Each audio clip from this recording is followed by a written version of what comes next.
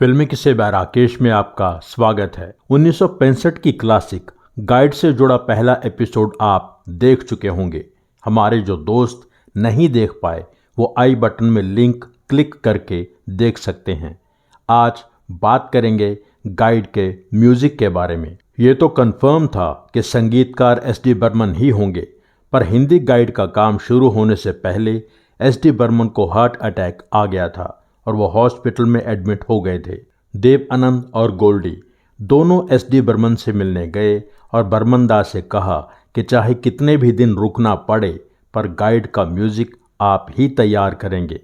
आनंद भाइयों का अपने लिए प्यार देखकर बर्मन दा की आंखें भर आईं।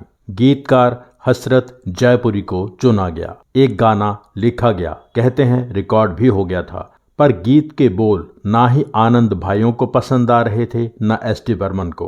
बर्मन दा ने हसरत जयपुरी से कहा कि गाने के बोल चेंज कर दीजिए। देव आनंद और गोल्डी को मेरा लिखा गीत पसंद नहीं आया, ये बात हसरत को बुरी लगी। हसरत जयपुरी ने एस.डी. बर्मन से कहा कि मैं इससे अच्छा और क्या लिखूं, ये तो एक भड़वे का गीत है। एस.डी. बर्मन को ये बात बहुत बुरी लगी। बात देव आनंद और गोल्डी तक पहुंची तो उन्हें भी बहुत बुरी लगी। गोल्डी ने देव आनंद से कहा कि ऐसे आदमी के साथ काम कैसे कर पाएंगे जिसे हमारी कहानी से प्यार ही नहीं है। देव आनंद ने अपने स्टाफ से पूछा कि एसोसिएशन के क्या नियम हैं, मुझे इस गीतकार के साथ काम नहीं करना। एसोसिएशन के नियम के अनुसार एक गाना रिकॉर्ड हो चुका था तो पूरे पैसे देने ज़रूरी थे।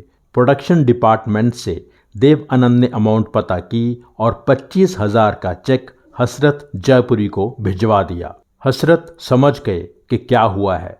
वो देव आनंद से मिलने आ गए और माफ़ी मांगने लगे। देव आनंद ने कहा, मुझे आपके साथ काम नहीं करना है, कभी ज़रूरत होगी तो देखेंगे। अब हसरत के पास कहने के लिए कुछ नहीं था। जब शैलेंद्र को पता चला कि देव साहब को गीतकार की ज़रूरत है तो वो खुद चले आए। ये भी कहा जाता है कि हसरत जयपुरी ने ही शैलेंद्र से कहा था कि देव आनंद को गीतकार चाहिए, आप उनके पास जाओ। शैलेंद्र पहले भी इस टीम के साथ काला बाजार में काम कर चुके थे। गोल्डी के साथ भी शैलेंद्र की बहुत अच्छी अंडरस्टैंडिंग थी। इसके बाद गाइड के गीतकार शैलेंद्र हो गए। हसरत का लिखा गीत जो रिजेक्ट हुआ था उसकी जगह एक गीत लिखना था। रात 11 बजे बर्मन दा आए, उनके साथ जयदेव और आर.डी. बर्मन भी थे। उसी समय धुन भी तैयार हो गई, एक शानदार गाना तैयार हो गया, दिन ढल जाए हाय रात ना जाए। ये भी कहा जाता है कि ये लाइन हसरत जयपुरी की ही लिखी हुई थी और शैलेंद्र ने इसको ऐसे ही रखा।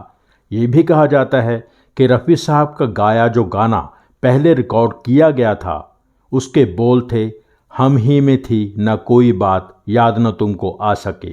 बाद में इसकी जगह दिन ढल जाए बनाया गया। एक और इम्पॉर्टेंट गाने की सिचुएशन गोल्डी ने शैलेंद्र और एस.डी. बर्मन को समझाई। बात समझकर एस.डी. बर्मन ने कहा, गोल्डी अब तुम जाओ, गाना बन जाएगा। गोल्डी चले गए। कुछ घंटों के बाद बर्मन दा ने गोल्डी को कॉल किया और बुलाया। गाने की लाइन बन गई थी, आज फिर जीने की तमन्ना है, आज फिर मरने का इरादा है। शैलेंद्र के मन में ये लाइन तो आ गई पर मुखड़ा पूरा नहीं हो पा रहा था।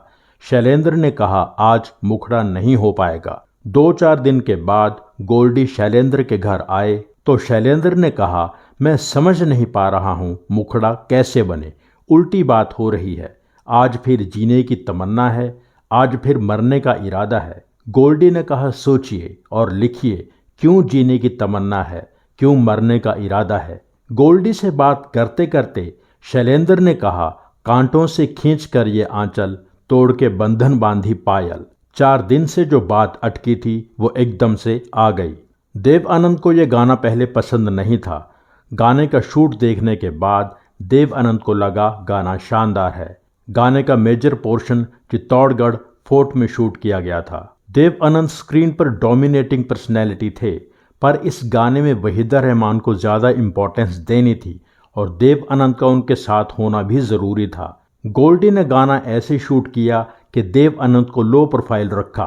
उनके फ्रेम में होते हुए भी सारा ध्यान वहीदा रहमान की तरफ ही जाता है। गाने का फिल्मांकन एक्स्ट्रा ऑर्डिनरी है, ये आप सब जानते हैं। R.D. बर्मन अपने पिता S.D. बर्मन को असिस्ट करते थे, पूरे म्यूजिक के दौरान इन्वॉल्व रहते थे। मुझसे छल किए जाए इस गाने में R.D. बर्मन के कहने पर तबला शिव कुमार शर्मा ने बजाया था। वो कितने बड़े संतूर प्लेयर बने और संगीतकार भी बने, आप सब जानते हैं। शिव कुमार शर्मा ने इस गाने के अलावा शायद किसी और गाने में तबला नहीं बजाया है। गाना कहानी की सिचुएशन को और बेहतर तरीके से समझा देता है। लता जी के पोर्शन के बाद रफ़ी साहब का पोर्शन आता है, क्या से क्या हो गया। धुन वही है पर नज़रिया राजू गाइड का है। ये तो कहने की ज़रूरत ही नहीं कि गाना कितना ज़बरदस्त फिल्माया गया है। पिया तो से नैना लागे रे लंबा गाना था। गोल्डी ने बर्मंदा से कहा, आप हर अंतरे को एक अलग गाने की तरह ट्रीट कीजिए। लगभग 9 मिनट के इस गाने के लिए गोल्डी ने कई सेट लगाए। गाने की शूटिंग उदयपुर के खुले थिएटर में की गई थी।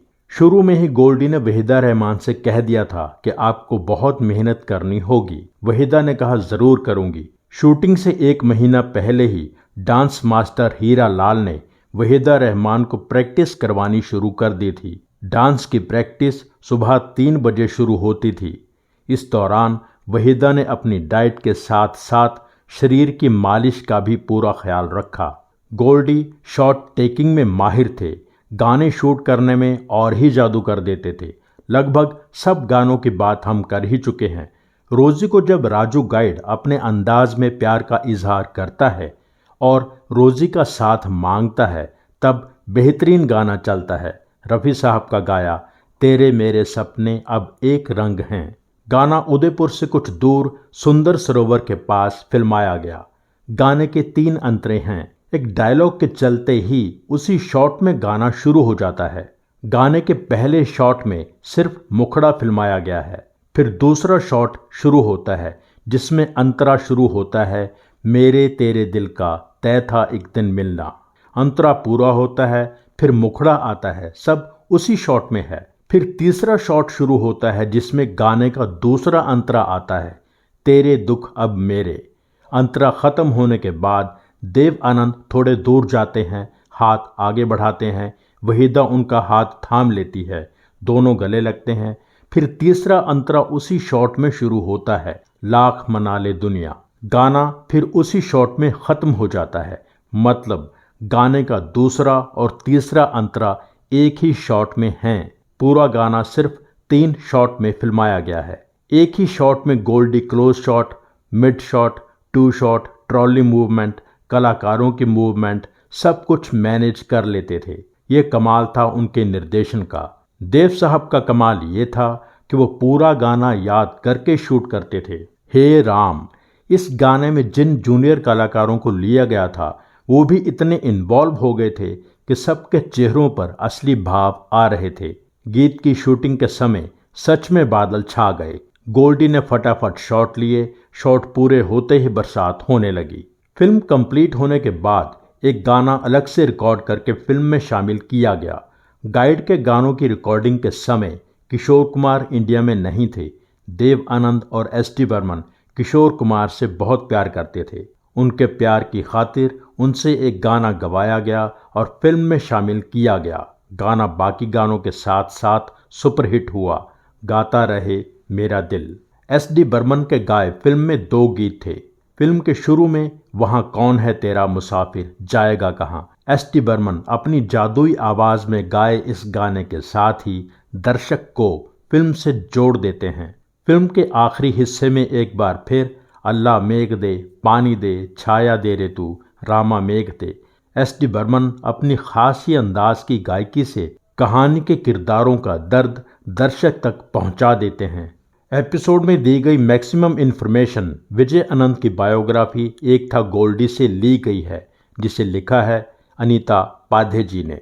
गाइड बनने के बाद डिस्ट्रीब्यूशन में क्या दिक्कतें आईं, फिल्म को मिले अवार्ड्स को लेकर बात और ऑस्कर में एंट्री होने की बात और बहुत कुछ आपको बताएंगे गाइड से जुड़े तीसरे एपिसोड में।